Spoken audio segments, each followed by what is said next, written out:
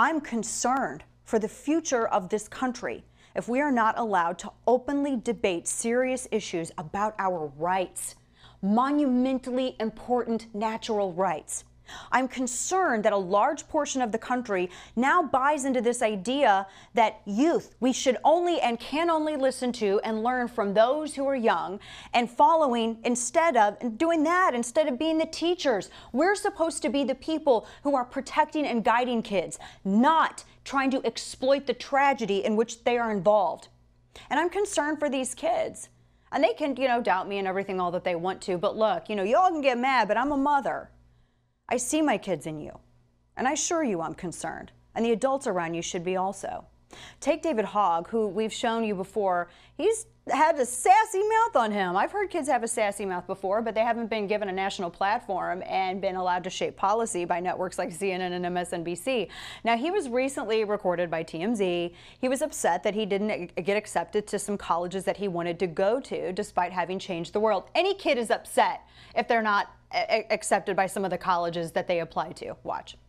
It's not been too great for me and some of the other members of the movement, like Ryan Deitch. We got rejected from we got rejected from UCLA, and I got rejected from UCLA and UCSD. So it's been kind of annoying having to deal with that and everything else that's been going on. But at this point, I was, we're changing the world. We're too busy. Right now, it's too hard to focus on that. Now, don't get too annoyed because he's a teenager. Teenagers say things that, obviously, if you don't get into the school that you want to, of course it's unsettling. Good grief, no one's going to argue against that. This is a really good example of just how that whole process works. And that school is very competitive to get into, by the way. I have a friend who went there. It's very competitive. A lot of people picked up on this story. And then you had Fox News host Laura Ingraham weigh in. And she made a comment about Hogg's GPA. This is what she said. Put this tweet up. She said, David Hogg rejected by 4 colleges to which he applied and whines about it, dinged by UCLA with a 4.1 GPA, totally predictable given acceptance rates. Now, it's not the nicest tweet in the world, and personally, I think it's total distraction. Really, did you need to make that particular tweet? But it's not an attack. Regardless of Hogg's experiences in Parkland, this is not an attack. And good grief, let me just quote or pay homage to Ralph Waldo Emerson. I hope that I never, ever, ever find myself persuaded to use the vulgar argument that yet somehow any kind of disagreement or dissent is persecution. This isn't persecution. She made one comment.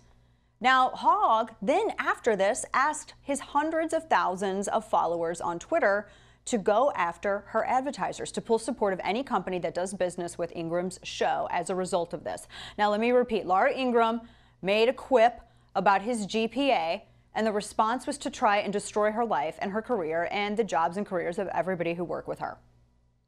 Now, forget overreaction. This is unacceptable. And if I'm going to be the only adult in the room to say it, so be it. It's unacceptable.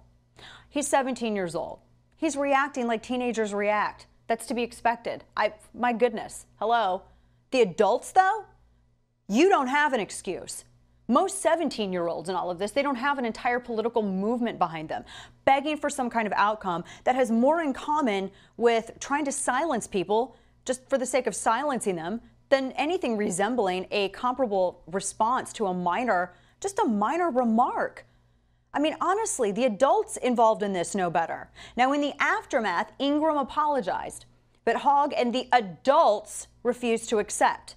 Why? Because political rhetoric needs to be elevated. And Ingraham, they say, is too divisive to be allowed forgiveness. Hogg tweeted, quote, I will only accept your apology only if you denounce the way that your network has treated my friends and I in this fight. It's time to love thy neighbor, not mudsling at children. Love thy neighbor. That's an interesting choice. It's a biblical reference. But there are other parts of the Bible too. There's turn the other cheek. There's take the plank out of your eye. And most importantly, there is the lesson, numerous lessons on grace. So where is that? Where is the grace?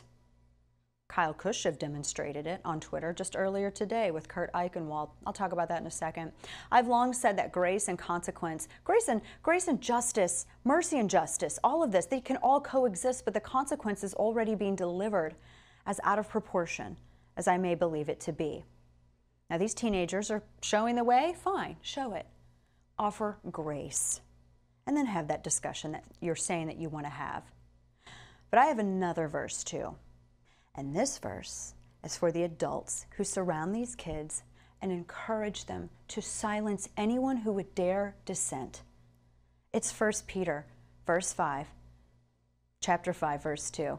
Be shepherds of God's flock that is under your care, watching over them, not because you must, but because you are willing, as God wants you to be, not pursuing dishonest gain, but eager to serve, not lording it over those entrusted to you, but being examples to the flock.